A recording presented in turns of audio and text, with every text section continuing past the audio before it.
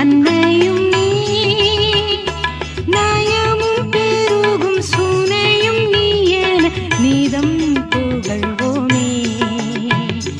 சதா சகாயத்தாயே சகல மைந்தர்க்குமே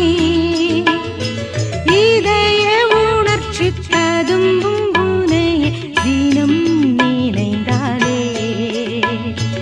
இதய உணர்ச்சி